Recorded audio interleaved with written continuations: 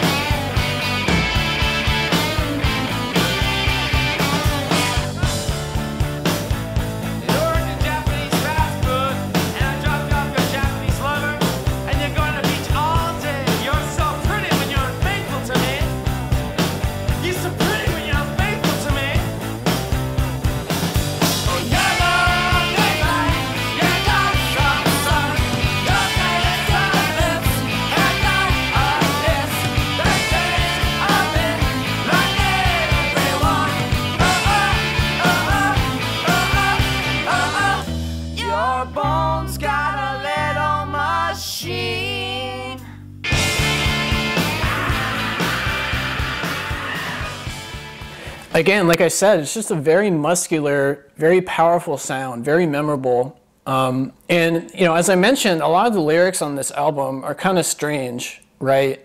And here we are on track 1, where you've got our hero, who's with a girlfriend, who's cheating on him constantly, but he likes it. He's kind of into it. It sounds like he's a bit of a masochist, which is kind of weird, right? But then at the same time, our hero is kind of wondering about his girlfriend, and you know, he says, your bone's got a little machine.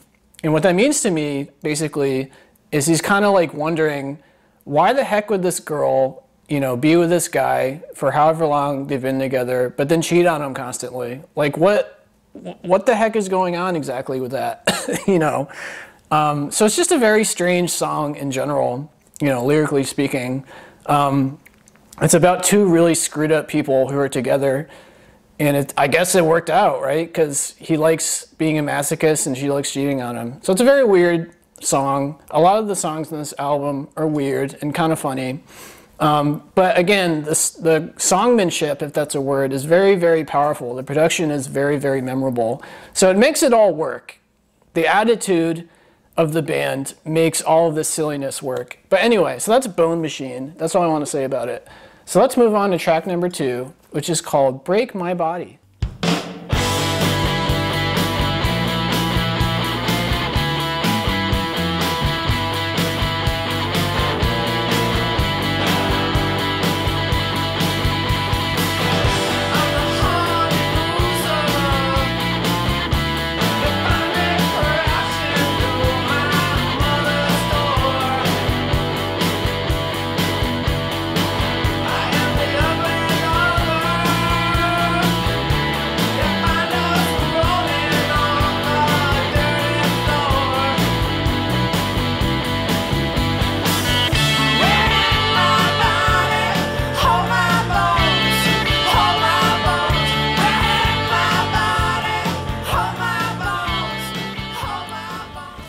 again, as I mentioned, this album can get really, really weird, right? I mean, lyrically, this song in particular is about a guy who's sleeping with his mom, who's also into S&M.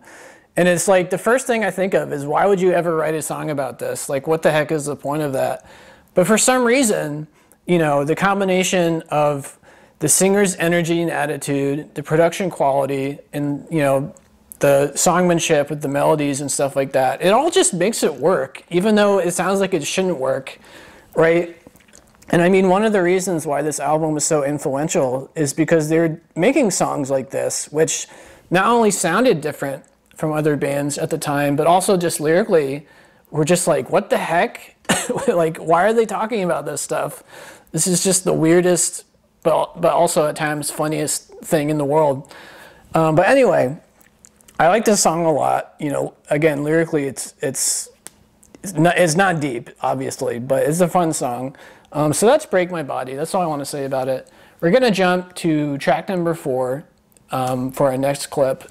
It's called Broken Face. I got a broken face. I got a broken face. I got a broken face. I got a broken face. I got a broken face.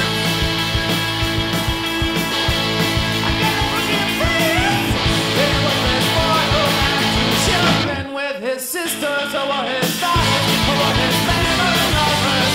I got no lips, I got no tongue with every eyes this woman's face. I got no lips, I got no tongue. I got a broken face.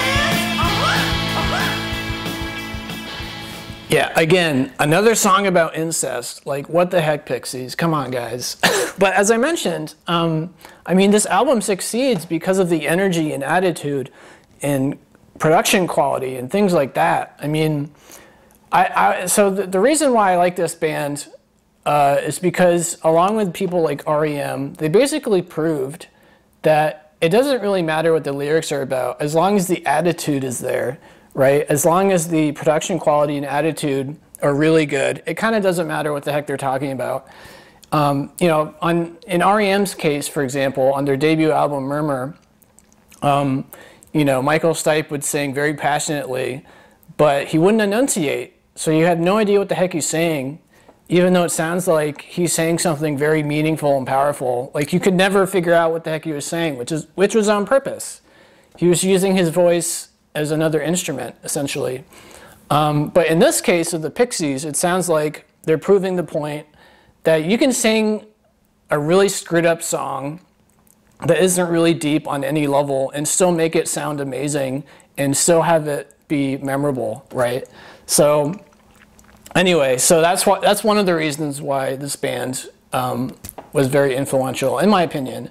But anyway, so that's Broken Face. Let's move on to track 5, which is another monster on the album. It's one of their more well-known songs. It's called Gigantic.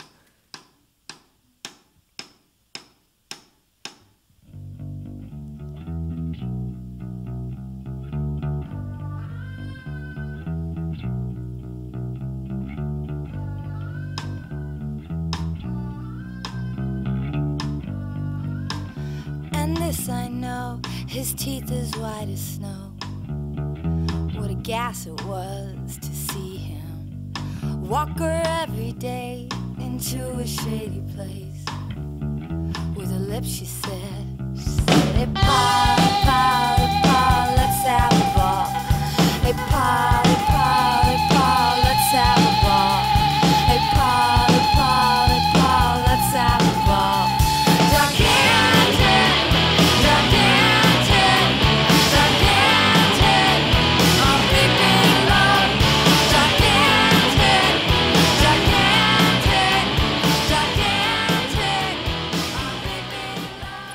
So yeah, a very, very memorable song featuring the other singer of the band, the lady. And of course, we've got another song about sex, basically, except this time, you know, the woman, the heroine, is sleeping with this black guy, apparently. You know, they're sneaking off to dark alleys and shady places and having sex with each other, which is what I assume the whole gigantic, a big, big love is referring to, right? His manly parts. So again, like, I mean, I don't want to beat a dead horse, but the lyrics on this album are basically like not the point of the album at all. The lyrics are just kind of there to be memorable, to make for memorable melodies. But it's really just about the attitude and the musicianship and stuff like that. That's where the album really shines.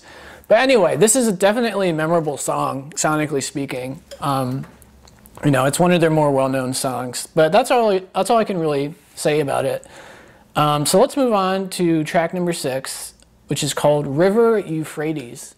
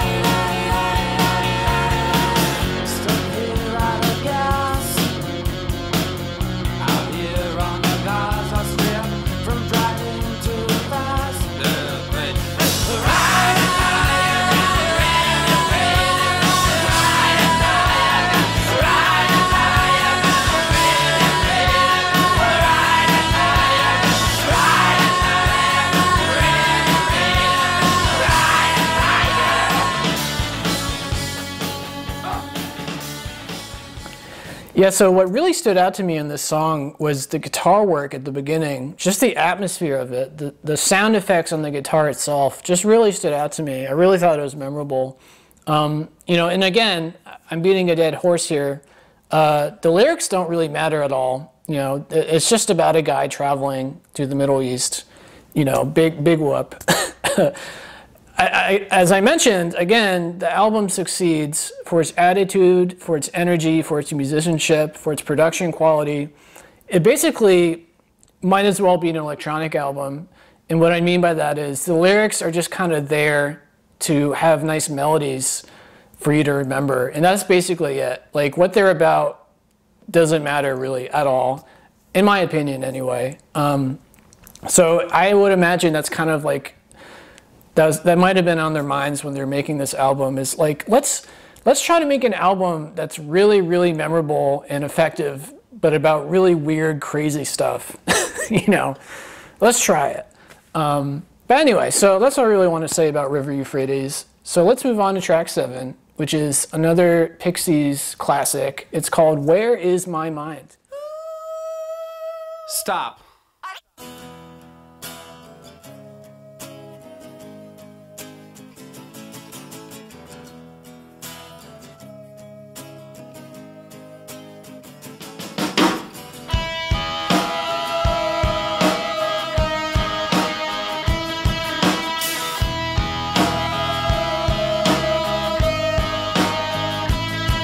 With your feet on the air, your head on the ground.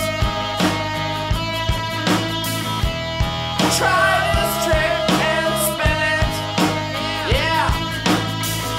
Your head will collapse if there's nothing in it, and you'll ask yourself, where is my mind?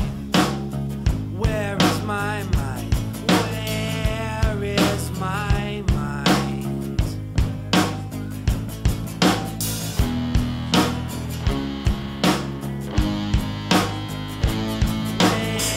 Way out in the water, see it swimming.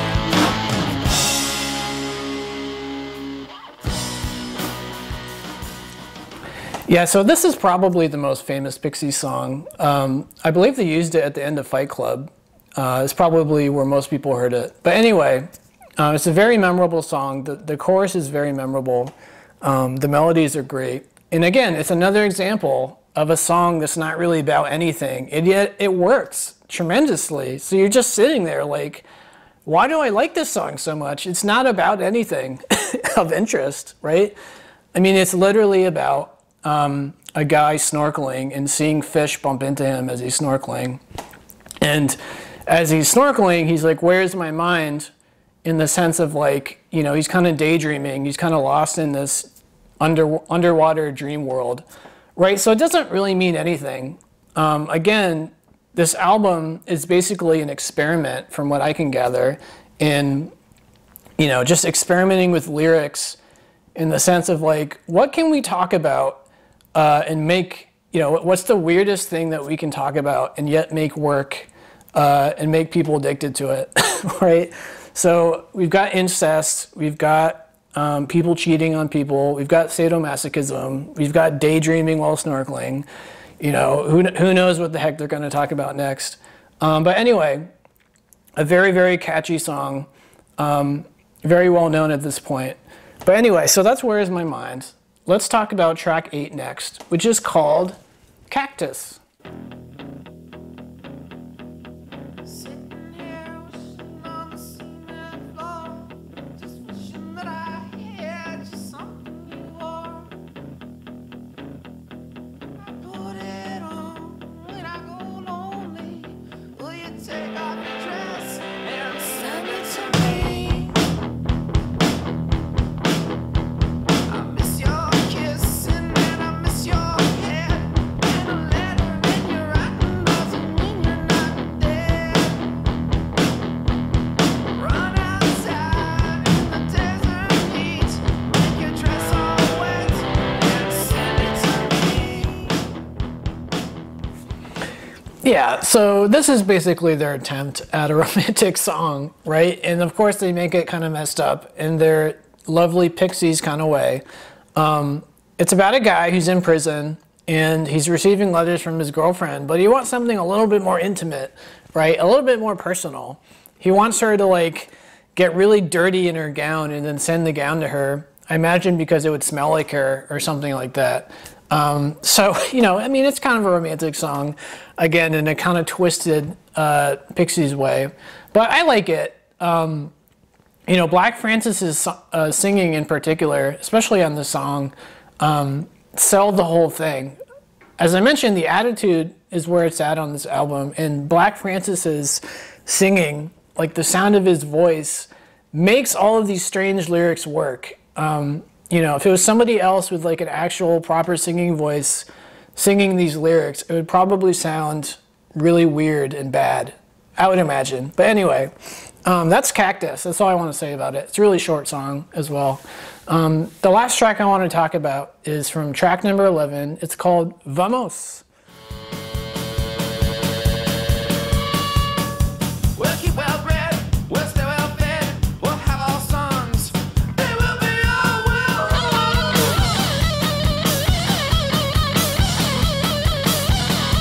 When you're in play, their friends will say, your daddy's rich, your mama's a pretty.